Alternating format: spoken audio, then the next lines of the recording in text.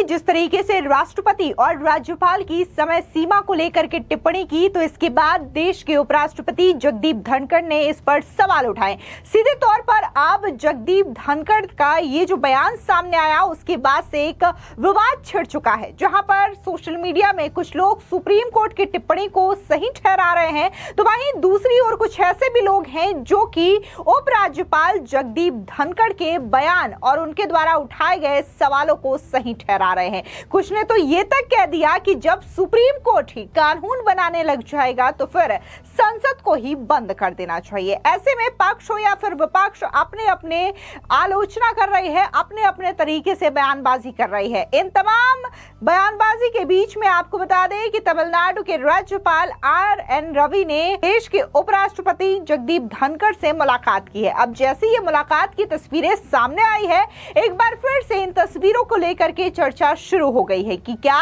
वाकई में कुछ बड़ा होने वाला है, क्योंकि आपको बता दें कि ये जो सुप्रीम कोर्ट की ओर से टिप्पणी की गई थी, ये दरअसल तमिलनाडु का ही केस था, जहां पर तमिलनाडु के राज्यपाल RN रवि को लेकर के जो तमिलनाडु की सरकार है वो सुप्रीम कोर्ट पहुंची थी और सुप्रीम कोर्ट ने बकायदा ये कहा था कि राज्यपाल किस विधेयक को लेकर के कब तक कानून बनने में अपनी सहमति देता है, इसके लिए मात्र 3 महीने होने चाहिए। और सेम जो बातें हैं वो सुप्रीम कोर्ट ने राष्ट्रपति के लिए भी बोली थी। अब सेम इसी केस को लेकर के उपराष्ट्रपति ने टिप्पणी की थी और सुप्रीम कोर्ट पर सवाल दागे थे और ये कहा था कि सुप्रीम कोर्ट जो है वो राष्ट्रपति को आदेश नहीं दे सकता, समय सीमा तय नहीं कर सकता।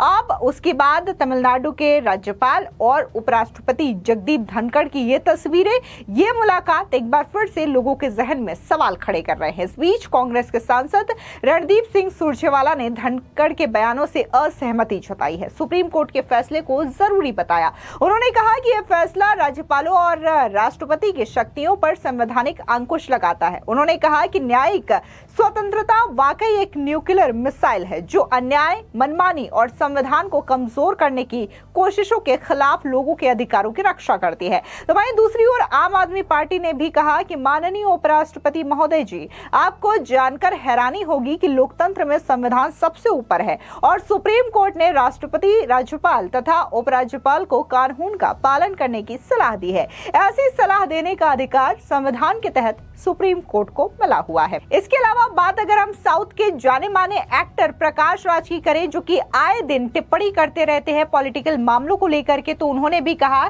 कि जो खुद संविधान के तहत चुने गए हैं वो अब टिप्पणी कर रहे हैं। आखिर हम किस ओर जा रहे हैं? वहीं दूसरी ओर आरजेडी के प्रवक्ता मनोज झा ने भी साफ तौर से कहा है कि संविधान और जो सुप्रीम कोर्ट है उसमें तमाम चीजें अलग अलग बातें बताई गई है और इसमें किसी भी तरीके की टिप्पणी नहीं करनी चाहिए।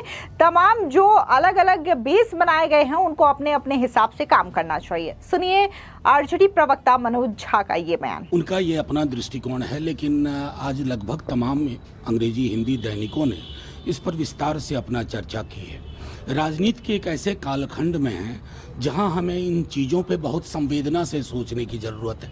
एग्जीक्यूटिव हो, लेजिस्लेचर हो, जुडिशियरी हो, यहाँ तक कि मीडिया भी हो।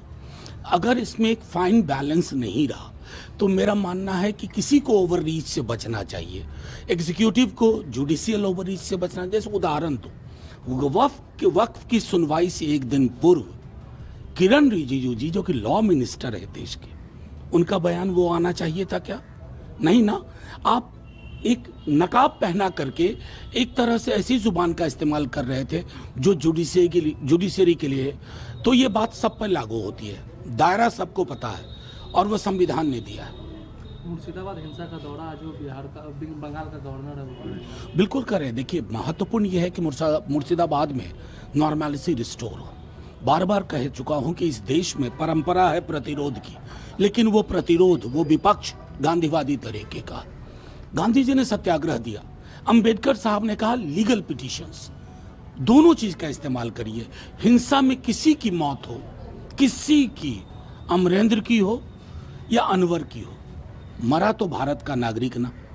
भारत के नागरिक की जान की कीमत पर कुछ भी महत्वपूर्ण नहीं। कल इंडिया अलायंस की बैठक हुई पटना में, तेजस्वी को कोऑर्डिनेटर बनाया गया। जाहिर है स्टेप बाय स्टेप बढ़िया हो रहा है।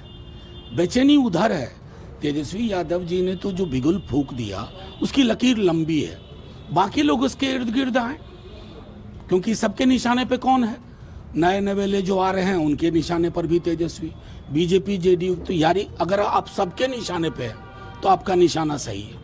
लेकिन सीएम फेस को लेकर कोई बातचीत भी नहीं हो पाई। सीएम फेस को लेकर कहाँ कल तेजस्वी। अच्छा, मुझे ये एक बात बताइए, ये आप लोगों को कितना उद्वेलित करता है सवाल? आपकी परेशानी से मुझको सहानुभूति होती है। कुछ चीजें सार्वभौमिक सत्य होती हैं, उसको उसका प्रकटीकरण कब होगा वो अलग मसला है, लेकिन सार्वभौमिक सत्य पे सवाल नहीं होते हैं। जैसे sun rises in the east, इस पर कभी सवाल होता है क्या? दरअसल आपको बता दें कि उपराष्ट्रपति जगदीप धनखड़ ने गुरुवार यानी कि 17 अप्रैल को न्यायपालिका की ओर से राष्ट्रपति के निर्णय लेने के लिए समय सीमा निर्धारित करने और सुपर संसद के रूप में कार्य करने को लेकर सवाल खड़े किए।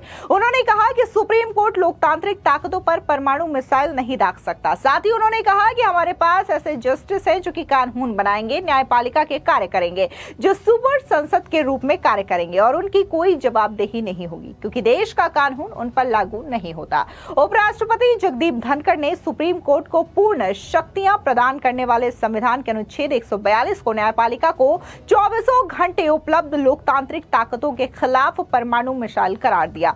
उन्होंने कहा कि अनुच्छेद 142 लोकतांत्रिक ताकतों के खिलाफ एक परमाणु मिसाइल बन गया है जो न्यायपालिका के लिए 24 घंटे उपलब्ध है। इतना ही नहीं, बाकायदा उपराष्ट्रपति जगदीप धनखड़ ने यह भी कहा कि ऐसा नहीं है कि सुप्रीम कोर्ट राष्ट्रपति को आदेश दे। तो वहीं दूसरी ओर बीजेपी के सांसद निशिकांत दुबे की बात करें तो उन्होंने तो साफ तौर से यह कह दिया कि जब कानून बनाने का काम सुप्रीम कोर्ट करेगा तब तो संसद को बंद कर देना चाहिए।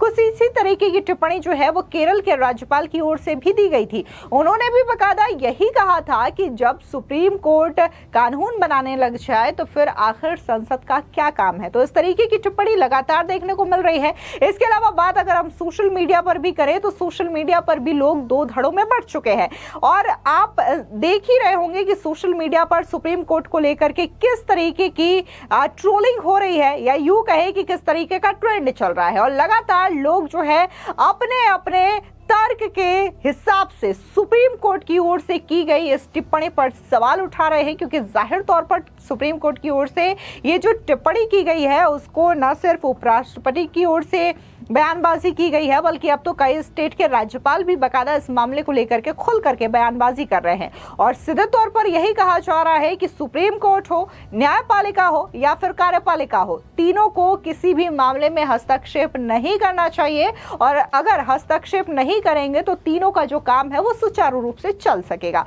फिलहाल इस पूरी खबर पर आपकी क्या राय है, कमेंट सेक्शन में जरूर बताएं। धन्यवाद।